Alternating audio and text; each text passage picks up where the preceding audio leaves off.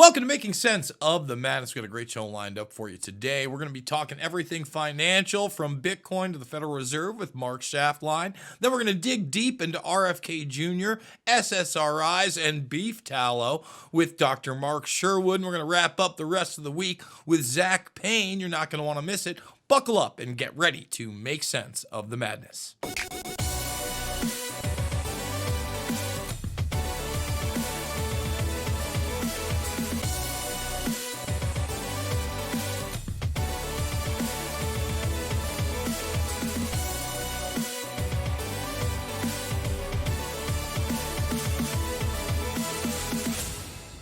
And we are back. We are with Mark Schaftlein. And Mark, we're coming in hot with Bitcoin. Now, just a few weeks ago, we were coming in hot with Bitcoin in the opposite direction, on the direction of six figures, which, of course, it exceeded. Now we're on a bit of a downturn as we record this.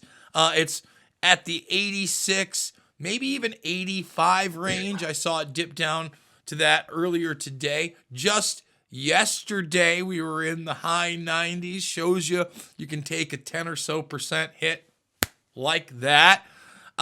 There's a good chance that we could see $70,000 Bitcoin, maybe even lower. Let me ask you something. Number one, where do you think it's going to go? And number two, are there really any other economic advancements right now with this administration, with the policies of the Federal Reserve, et cetera, that are going to affect this price? Or is this really, market whales, their decisions, maybe a little dicka-dicka-do insider trading going on? Don't say that. Oh, my goodness. You don't want to get the SEC involved, but let's be honest with ourselves. Manipulations of all markets are occurring. What are your thoughts on this? How low can it go? And do any other economic policies really matter in this case? Well, thank you for having me back, Jason. Yes, when we were talking about this a few weeks ago, I think it was trading between 100 and 105,000. And right now, this chart looks like a disease. I mean, it is ugly. And every chartist that I've looked at, and I've seen thousands of them, when people say, well, it looks like it might bottom at 70. When things go down that have risen sharply, they often correct much more than the analysts think they will. Bitcoin was trading very much with almost like a stock with companies like NVIDIA, Palantir, GEV, that's General Electric Verona, which is they're the ones that build the power plants for these hyperscalers, the data centers. So Bitcoin was trading in that realm, and then all of a sudden it wasn't. And the ideas that you threw out there, could it be whales selling? Well, if you hit 105 and you had a much lower cost basis, I would have traded. Matter of fact, I did trade some of the stocks I just mentioned to you, when Palantir was north of 120, when NVIDIA was a little bit higher. So the issue you have is everybody is into these same things. So a lot of retail investors are into them. So when you have a chart that looks like a disease, like this one does, it could go much lower than 70. Buckle up, because if you look back historically, Jason, I remember when this was trading 20, 25,000. Okay. And that chart does not look, it has any support at all. Now, let's talk about some of the macroeconomic things going on. The House just passed the blueprint for President Trump's budget. Okay, that's a good thing, depending upon what side of the aisle you're on. But here's the reality of our current economic situation here in this country. We're $36 trillion in debt. That budget does nothing to address it. Yes, it extends tax cuts. Okay, I can argue both sides of that one, but generally I would argue for the cuts, because it's going to spur the economic growth. The Doge spending cuts, are coming under withering fire. Look, that happens. I expected it. When you cut things that people are relying on, they're going to get pissed off about it. And a lot of these Democratic activists are showing up. So I don't put a whole lot of weight in that. But the fact of the matter is, something's got to be done about this deficit. Gold is near an all-time high. The market was near an all-time high until recent corrections. Now the market's sort of pricing in a potential, not a recession, but a slowdown, which is why interest rates have come down. So where is Bitcoin going to fall out in all that? again, it's a limited supply. I believe, Jason, there's 21, 22 million Bitcoin actually out there. So uh, it's in such diverse hands, shall I say. But one thing that has happened over the past year, institutional investors have taken positions in it. So when you have that happen, big, as you call them, whale players can easily manipulate this market. I'm not saying it's happening, but boy, if you want to shake out retail investors, watch this thing pop down to 70, 75K, where there's real people that bought this between, call it 95 and 105, and they're going to be suffering some severe losses. And anybody that bought it on margin, forget it, they're jumping out of balloons. So this thing could go either way, but the trends right now, and I always say in trading, the trend is your friend. This trend is down. So let's talk about the fact that you mentioned 2025K Bitcoin. That was after a high of about 70, 75. So you literally saw it basically deplete 2/3, 3/4 like that. If we saw the same trend again, you could hit that 25, 30 mark after this 100 plus. And, call me kooky, but again, with some of those whales, I would say all they're doing is trading it into another stable coin, waiting for that market, getting all the Bitcoin they sold back at a much lower price and really cashing in on that profit. That's really the way a lot of these markets move. Now, you also mentioned Doge, and maybe I want to get into that just really quickly because now some of the rhetoric coming out, and I like the rhetoric. Let's see if it actually happens. I don't know that it will, but they're talking about with all these savings, number one, I want to see the payment down of the debt. I would love to see a balanced budget in my lifetime, surplus style. That'd be, whoa, what are we doing? But they're also talking about tagging on $5,000 to each American citizen taxpayer via this thing. Be a great move politically. I think economically in the short term, obviously there would be some stimulus there. I hate to say it, but most people are morons with their money. They're going to spend that $5,000 in the first 48 hours on something terrible like a Carnival cruise. But hey, that's up to you. You paid into it. Do your thing. Excuse me. What do you think? Do you think that $5,000 is a reality? Do you think maybe it gets whittled down to a couple grand and becomes a reality? Because people will love that too, right? It's not the 5 we were promised, and there'll be some op-eds out there. What's the reality of this surplus? Yeah, I don't mean to be throwing the proverbial water on the idea, but this one is like a snowball's chance in hell. I mean, when a country's $36 trillion in debt and that debt is growing, and you're getting ready to do some, as the Treasury Secretary said, extend Trump's tax cuts, you're banking on some significant economic growth to cover those tax cuts. The fact that it makes a good soundbite, yes. Do I think the House or the Senate would pass that, given the deficit hawks that are in the House? Probably not. Again, like a lot of things happening right now, excuse me, a lot of stuff is being thrown against the wall to see what sticks. This one here, while it sounds good and it may be appealing to the base, I don't see it ever passing Congress. Now, if I'm wrong about this, and we're sending out Doge checks for the relative small amount of savings we've had so far, aggregately it's a big number, but on a percentage basis, it's not. That would be the height of hypocrisy for the deficit hawks trying to pay down this debt. What they should do for any savings that Doge comes up with, and they've come up with some dandy saves. I mean, when you look at some of the waste, fraud, and abuse that they've uncovered, it's astounding. It's not surprising because we all knew it was there. But identify that, and let's stop the spending. I mean, let's actually bring down the deficit so that if the Trump tax cuts are extended and become law and the economy grows, you could actually have a growing economy while the deficit comes down. I mean, you're not going to balance it. It's too big for that.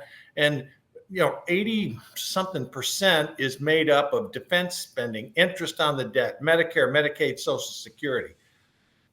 so you've got on a percentage basis a smaller amount to go after. So no, I don't think it's a good idea to send out Doge checks. Let's return that money to Treasury, get a smaller deficit, and then let's have solid economic growth. And with these interest rates ticking down, because the market fears that we could have a slowdown, every time those interest rates go down, that's less the government spends on the interest that right now is equal to the defense spending. So let's talk a little gold. Earlier, you mentioned the fact that essentially you had gold at almost an all-time high. I mean, it's not right now, but we're piercing that $3,000 marker right around there. What do you think?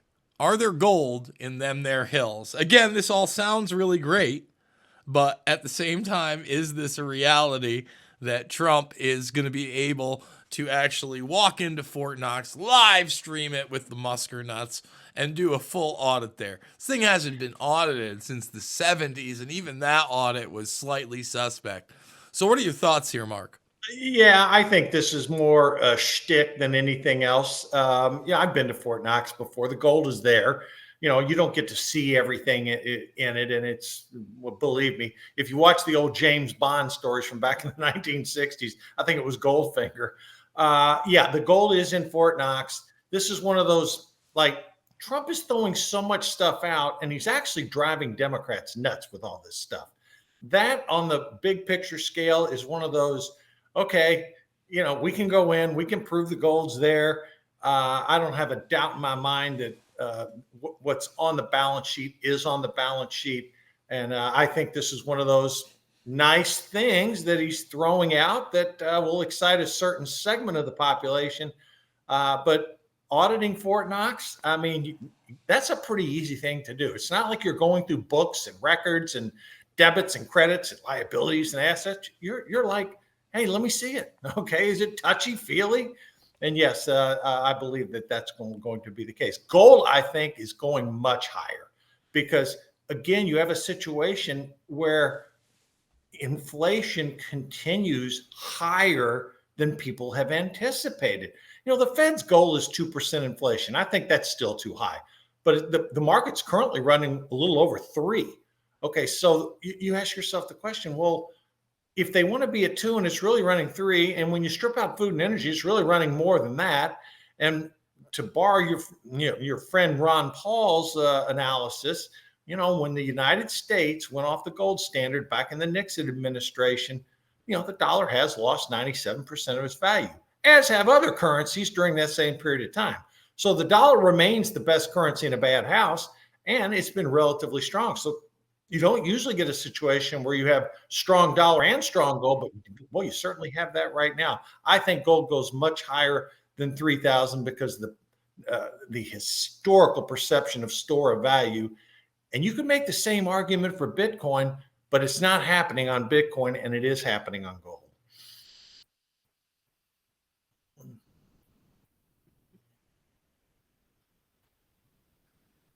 Sorry about that, guys. I'm cutting out.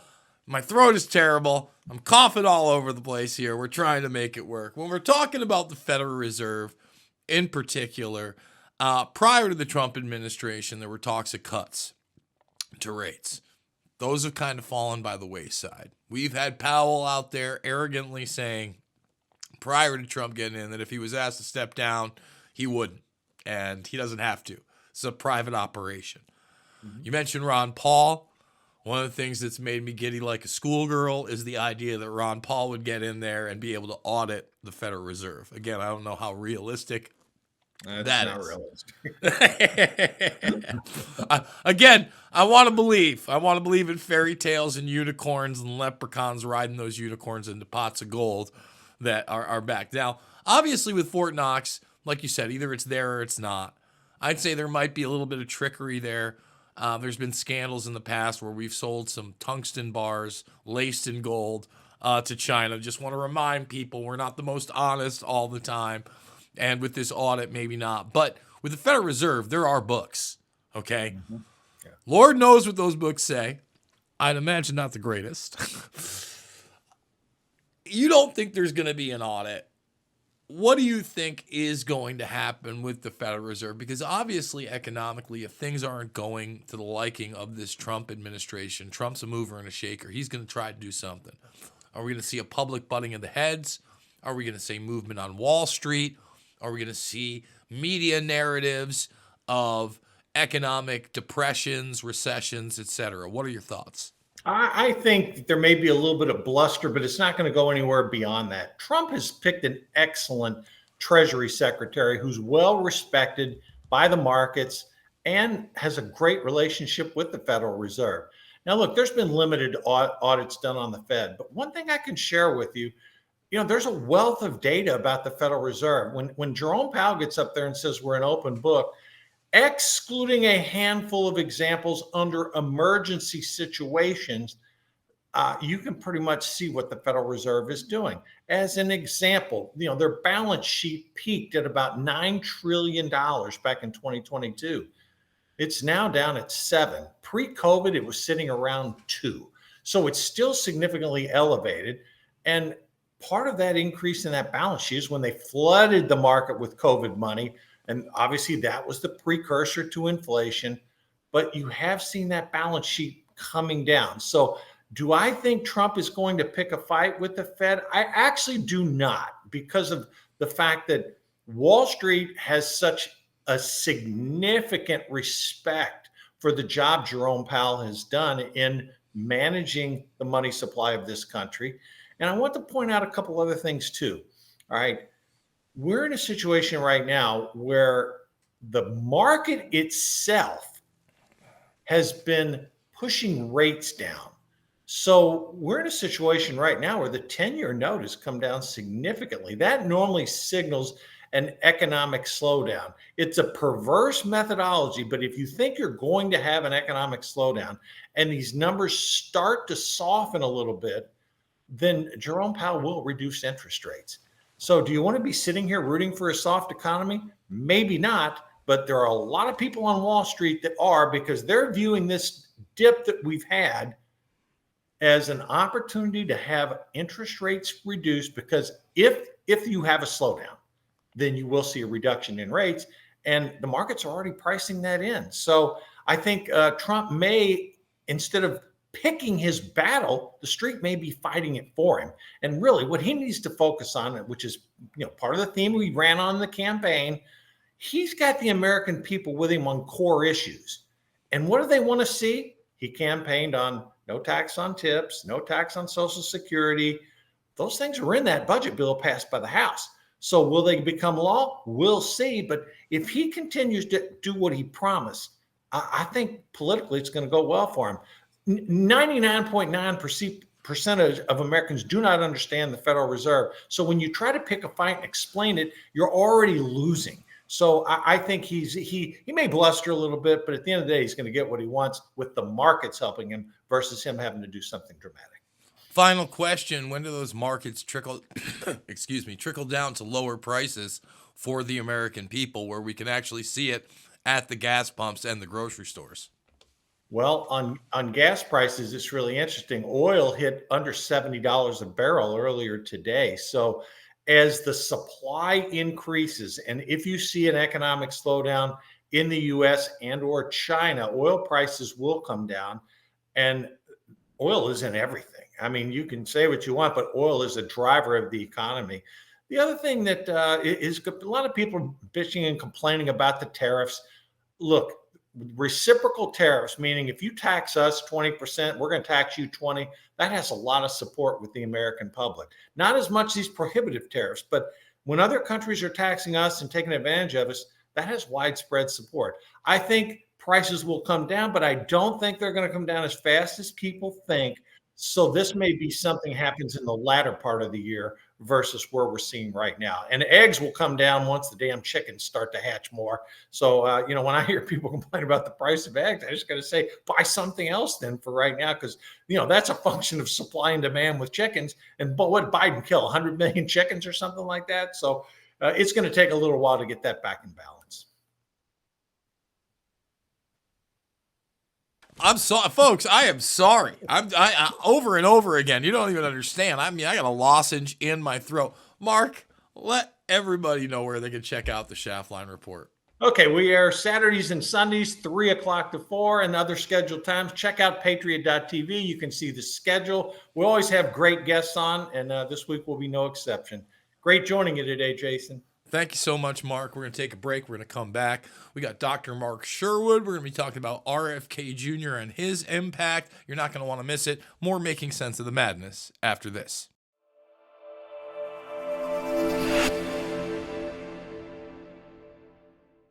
What do a neurosurgeon, a country artist, and a television and radio host have in common? They all saw the writing on the wall. Big banks sharing your financial information with big government. Join them as owners in Old Glory Bank, the pro-America online bank that protects your privacy, security, and liberty.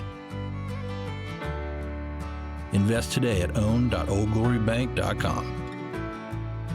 When things go sideways, will you be ready? Meet the new Patriot Power Generator 1200, a solar generator that's lightweight with more capacity and more life cycles, and recharges twice as fast, all at a fraction of the price. In a blackout, power lights, TVs, medical equipment, even your fridge. No gas, fumes, or noise. It's safe to use inside your home. This is about peace of mind. To learn more about this amazing generator and get your free solar panel, go to Patriot TV Store and look for the solar generator banner.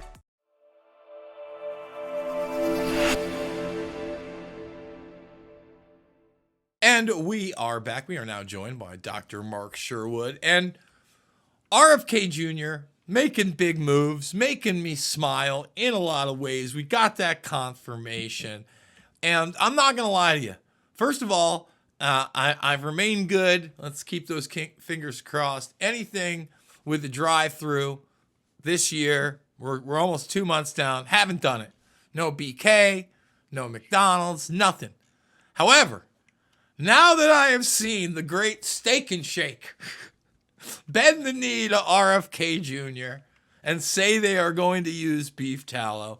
Now, let me just say this. Never been to a damn Steak and Shake in my life. The nieces go there. I was tempted I'm like, all right, they're doing it. Maybe like 3 months down the line. I don't know how long this implementation is going to be. But this is literally, I think about how quickly things move. This is like a viral video clip I saw probably 4 or 5 months ago of RFK Jr. talking about beef tallow and then talking about seed oils, etc., and the replacement of that and when it happened, to the fact that now you've got him in there and large corporations are already making the move before there's any legislation that is making them do so. So I'd love to get your commentary on this. Tell us about beef tallow and your feelings on this move. Well, obviously beef tallow is much more healthy than seed oils. I think we need to go right there. And beef tallow is the drippings of beef fat, and it's actually very healthy. So we can use this on our face as cream. You can use it in cooking and preparations like that. So I'm glad that Steak and Shake made the move. My question for them is, why now? If you thought it was good for the health, why didn't you do it sooner? So obviously they did this because it's a nice adjustment. Good on them, but it's also meant to, don't fool yourself, increase the marketing, increase the attention. Well done. We're talking about you today, and it's going to increase their visit and their profitability. I think with that said, it's a better move. Hope they stay with it regardless of what changes over the next, 10, 12, 15 years. I think they still need to look at all ingredients of all foods, including what's in the potatoes that they're actually making the fries out of. That would be a good thing as well. Now, when I cook, 99% of the time I use butter. I do try to get the canola oil, but every once in a while, someone picks up the grapeseed oil. They sell me on what's the other not artichoke, but it's one of those green plants that they're making. Avocado oil. I'll get in on that as well every once in a while. But mostly butter. I'm trying to do butter. Coconut oil has been out there. I don't know. Yeah. There's something with the taste. I'm not in love with it. I'd much rather have a buttery, delicious piece of meat. How much longer until I'm going to be able to get beef tallow at my local grocery store in that same aisle? Do you think there's going to be a movement for that, or is that sometime down the road? I do. I think marketers aren't stupid. The greatest way to make shifts in our country is with the credit card and obviously with social media.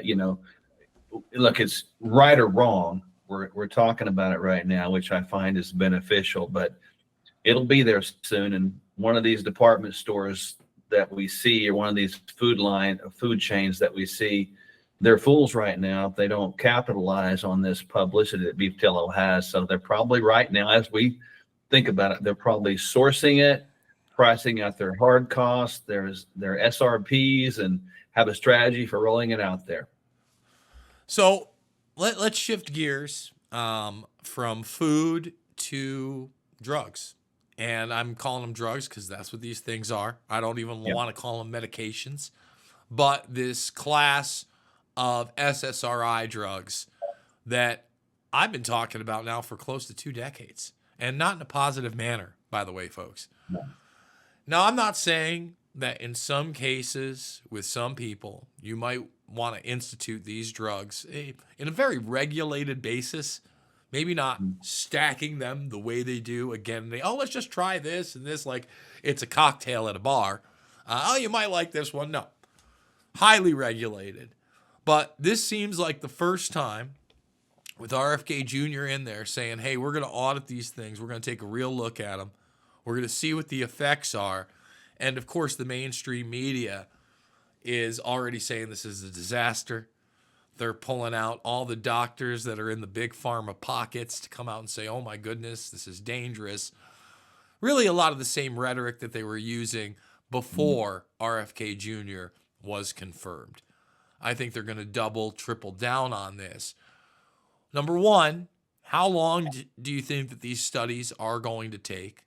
Number two, how long until there are meaningful regulations? Because one of the other things that RFK Jr. has expressed is to take all drug commercials off of television, et cetera. Mm-hmm. Go ahead.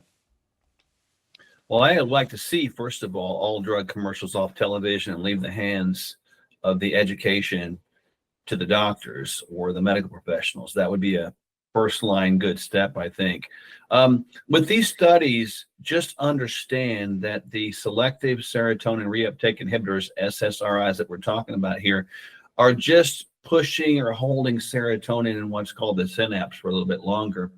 With that neurotransmitter serotonin being the target, when it's elevated, you get less depressed. That's just the way we're wired. When it goes down, we tend to have more depression. And so that's how they basically work.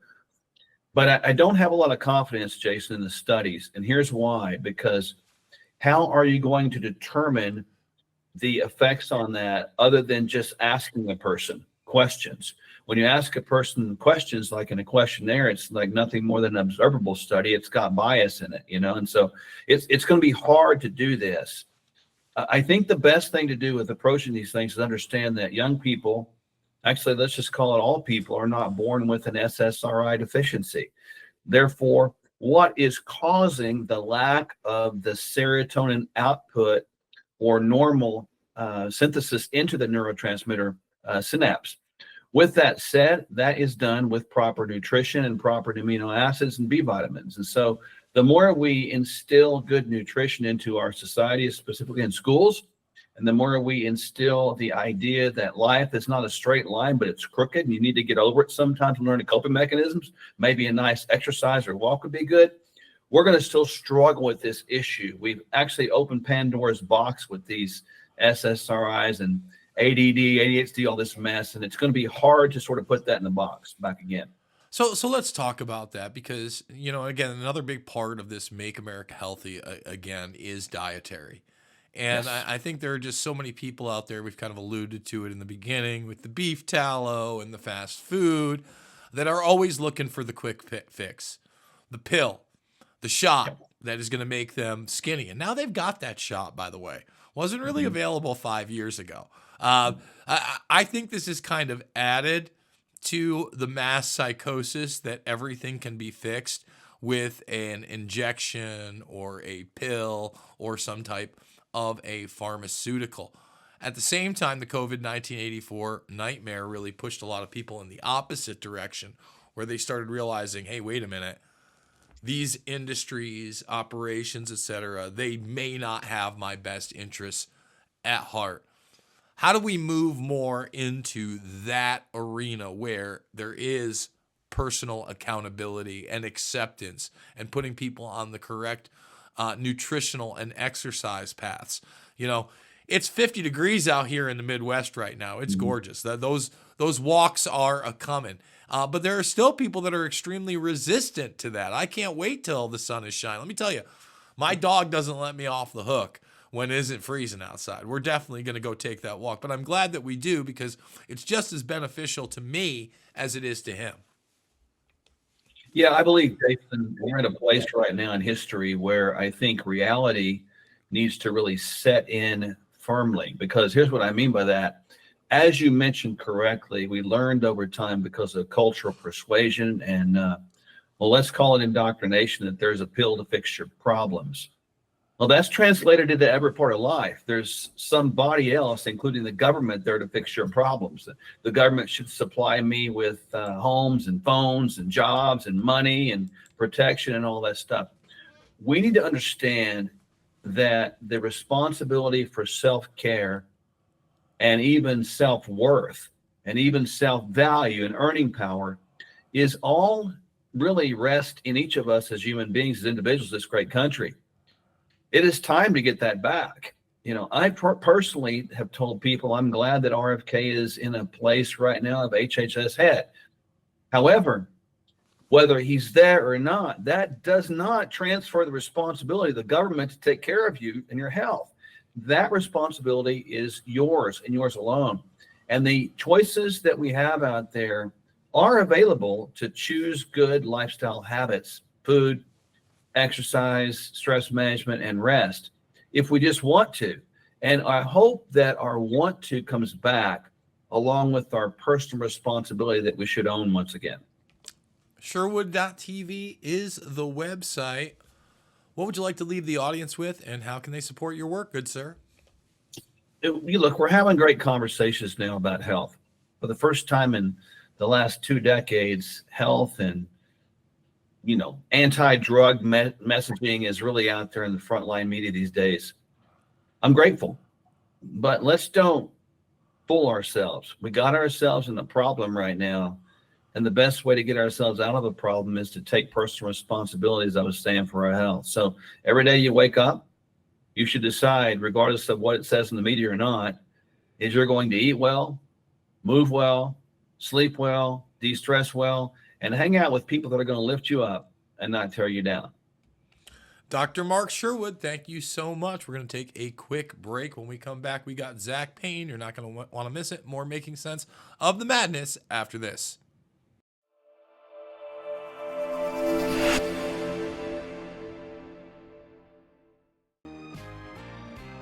I couldn't give anything a higher endorsement. I would be remiss had I not include Cardio Miracle on my very short list of secrets. It's the real deal. It's a real product. It's not another supplement. I'm operating about 6 to 8 hours, and I've noticed that being on this Cardio Miracle has made a huge difference. Since I started taking Cardio Miracle, I'm about 8 months into it, the benefits have been fantastic. You know, if I get hungry, then I just have a Cardio Miracle. Not only is it safe, but it's necessary to take Cardio Miracle to stay well. This let me sleep. It's filling up more energy, more get up and go. And it's all because of what this company does. For me as a doctor, Cardio Miracle is a staple. Cardio Miracle to me is hope in a glass.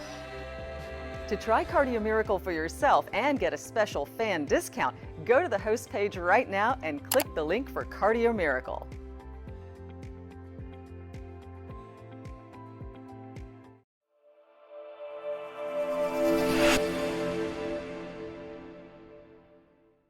And we are back. We are joined by the man behind Red Pill 78 News. That's redpill78news.com. The man, the myth, the legend, Zak Paine.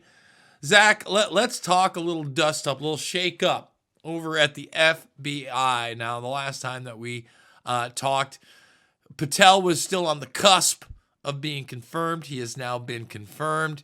and they've brought in the Bonch. Dan Bongino, again, this wasn't in my on my bingo card, is going to be the deputy director of the FBI. Now, where I think this is a positive, don't get me wrong, there's some moments I think the Bonch is a bit of a blowhard, but he is an ex-New York City cop. He is ex-Secret Service. I've been in a line with a lot of what he said. He's been put on a large platform. He got the Rush Limbaugh spot, which was a huge spot in talk radio. And that's one of the aspects I like. I know he has an inbuilt audience that is going to be behind him no matter how difficult these decisions get in the FBI. But he was also the person that put out that list of Trump and supporters that included Alex Jones, that the FBI and the intelligence apparatus had targeted and basically designated as terrorists. Now, Jones recently got that FOIA that said he was a level 3 targeted terrorist. So this is encouraging, in my opinion. Give us your perspective on Bongino coming in and what you think the FBI is going to be doing in short order with the Justice Department.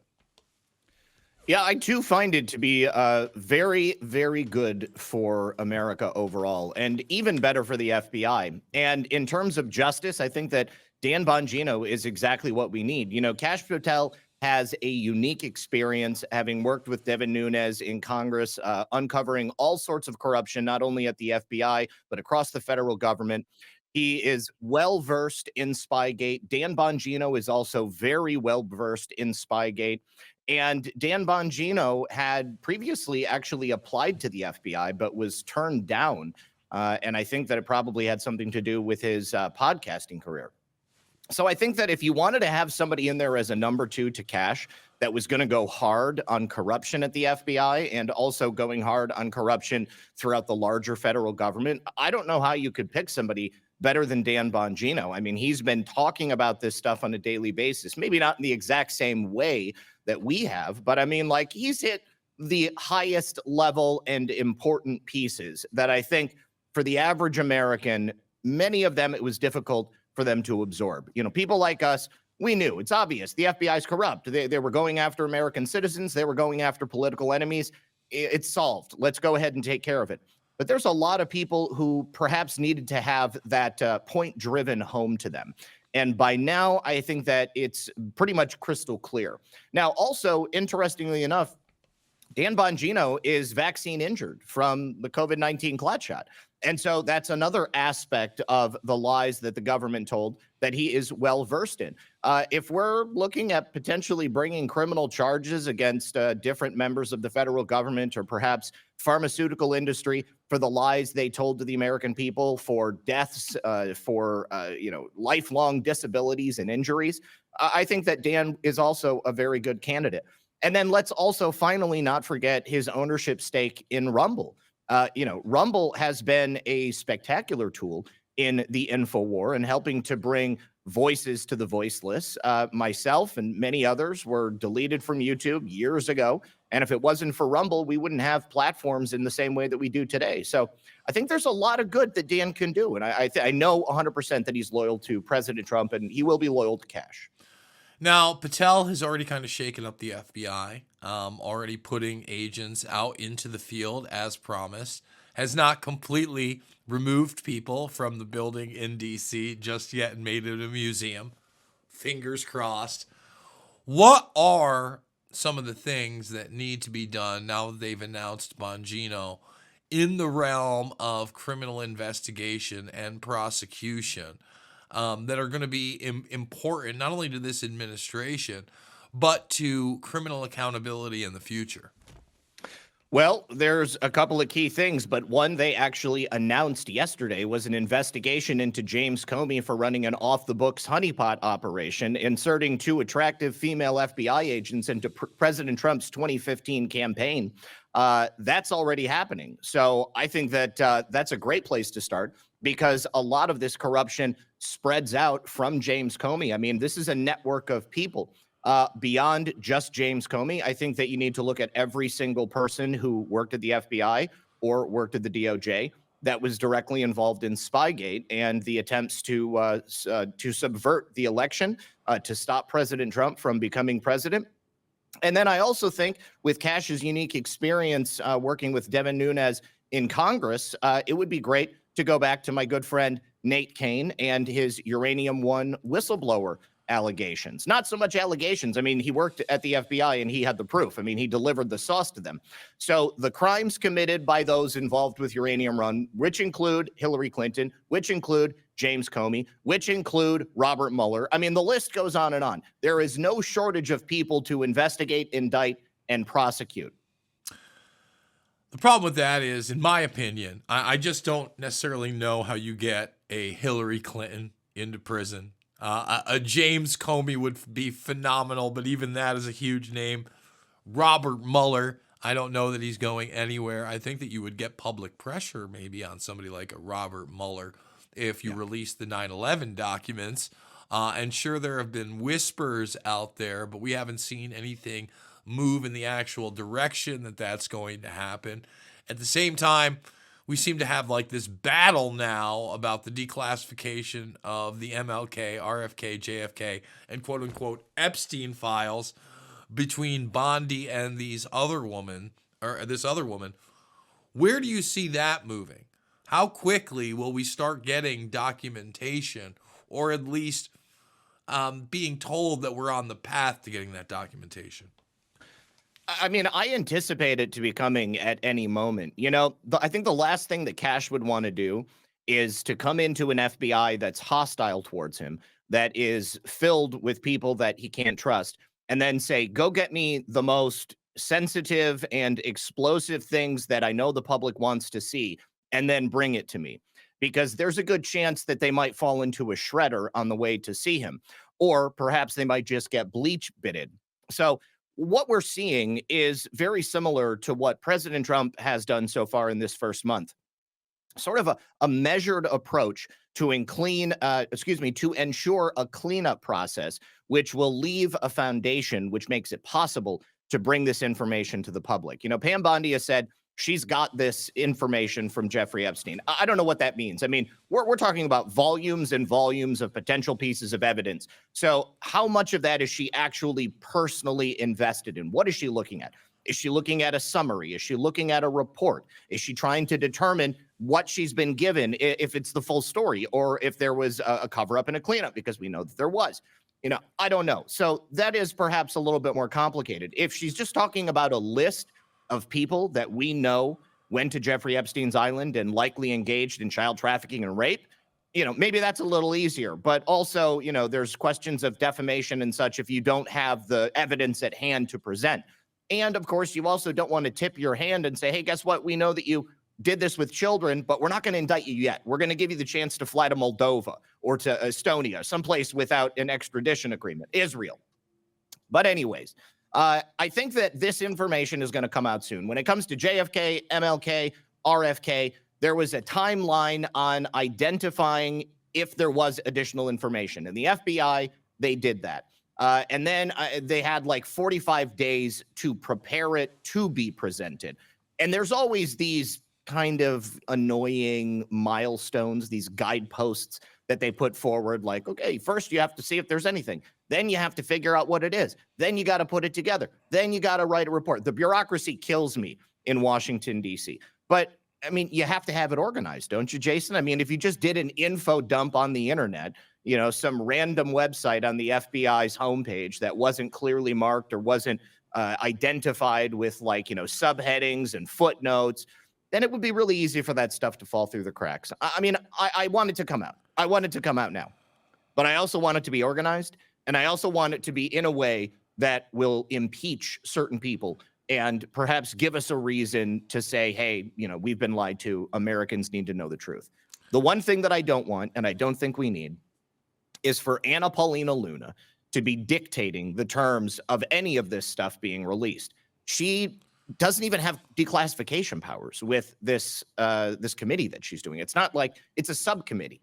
It's like a lesser subcommittee because she doesn't have subpoena power. She doesn't have declassification power.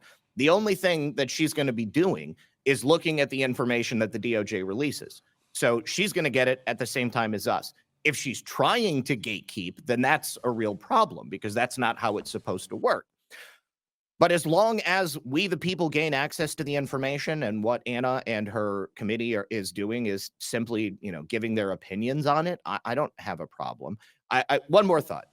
I was heartened when she said that she believed there were 2 shooters. As far as I'm aware, that's the first time any official U.S. government source said anything other than Lee Harvey Oswald is your guy. Okay. But if her next statement is Lee Harvey Oswald and, whoever it was, then obviously I know she's not for real. Well, I guess time will tell, and that time, in my opinion, cannot come soon enough. We got to take a break. When we come back, we want to talk a little mainstream media madness. Arrivederci, Joy Reid. We'll see ya.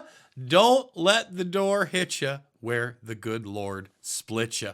Among many others in the bloodbath, including Lester Holt. That one makes me smile. A little extra. I mean, I don't want to throw around the term Uncle Tom too much, but when it comes to Lester Holt, I'd be more than happy to. We're going to take that break. We're going to come back. Final segment of Making Sense of the Madness after this.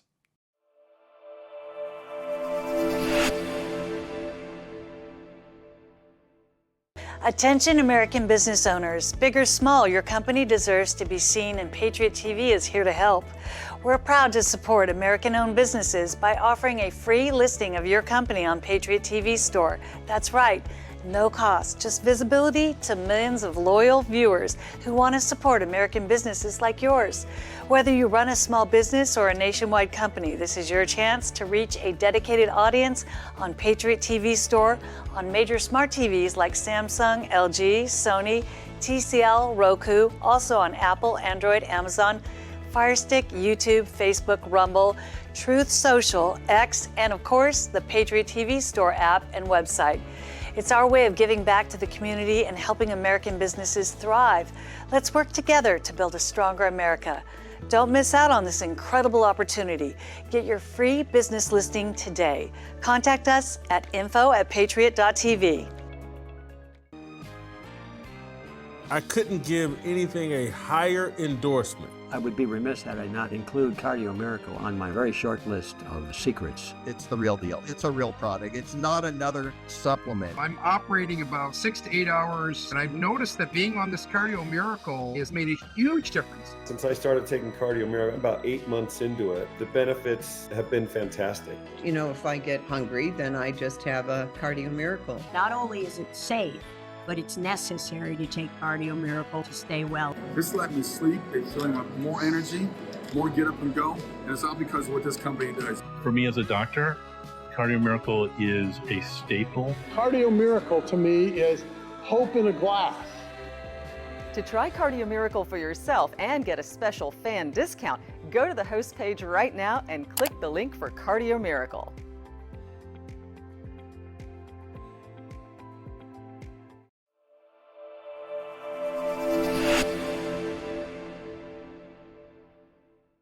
And we are back with Zak Paine.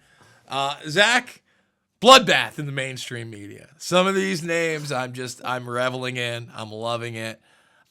Rachel Maddow had a little bit of a breakdown on air. It seems that after that breakdown, MSNBC stepped in and fired a bunch of her staff. Good. She's extremely overpaid and could retire many times over on the blood money that she's already been paid by MSNBC. I'd actually put somebody like Lester Holt in that same regard. I get it. He's not as editorialized and it's not his show. But boy, has he helped perpetuate some pretty heavy lies over the past couple decades, especially in regards to the war of terror and beyond. So what are your thoughts on this one? And what kind of a career does somebody like Joy Reid have after this? I suggest that she just switch it up a little bit and her and Stelter get together, get a few more mainstream media Muppets and start a barbershop shop quartet, the most diverse one ever. That's what I'd really love to see. As far as I am aware, the only prospect that Joy Reid has is as a budding new podcaster over at Substack, because that's the only thing that I've actually heard her specifically call out. That's what Jim Acosta did too.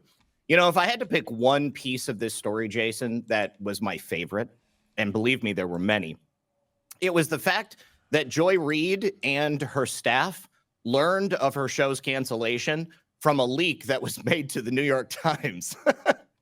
And then they had to call the big brass at MSNBC and say, what the heck is going on? We don't have a show anymore. And they arranged this emergency Zoom meeting. And they were all told that, yeah, that's actually true. You're all actually fired effective immediately.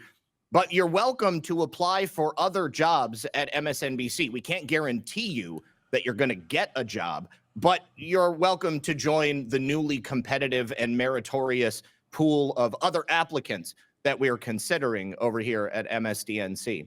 And I also have to say, it was really, really sweet to watch Joy Reid utterly break down and try to justify herself and her product to the audience as she held her face in her hands and sobbed like a baby.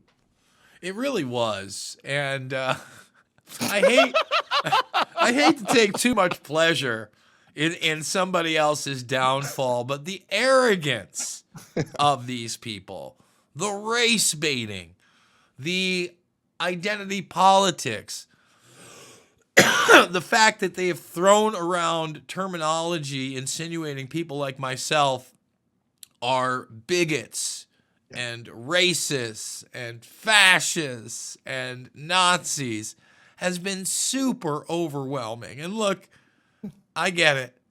I want to be more Christian too, but I'm agnostic at best, folks. So I'm going to turn the other cheek most of the time. I'm going to try to spread the love, but I'm also going to point fingers and laugh incessantly. Where does this bring us in this new media shift? Because obviously the White House has also invited much of the quote-unquote alternative media into the fray right now. So what do you see happening in the near future?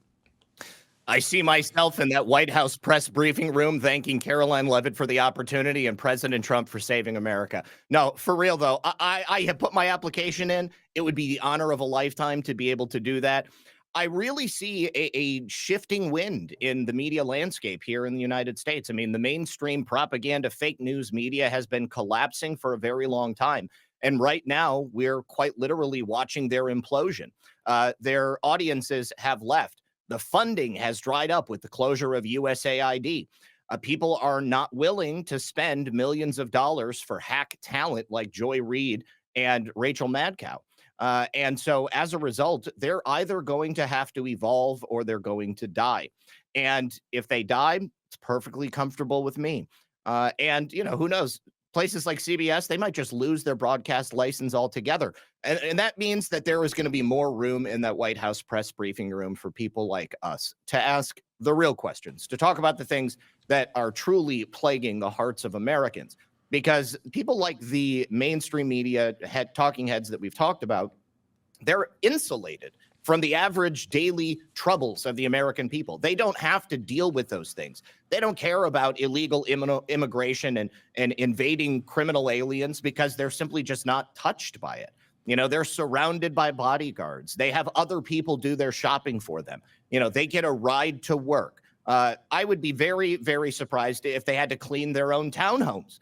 Most of these people don't know what it's like to try to scrimp and save and scrape by as you're being slandered by people like Joy Reid or people like Rachel Maddow, having your entire life and your livelihood ripped away from you simply because you're trying to tell the truth. I don't think that Joy Reid and Rachel Maddow have told the truth one day in their life. And I am Christian, and I generally try not to take pleasure in the downfall of people, but it couldn't have happened to any greater people as far as I'm concerned.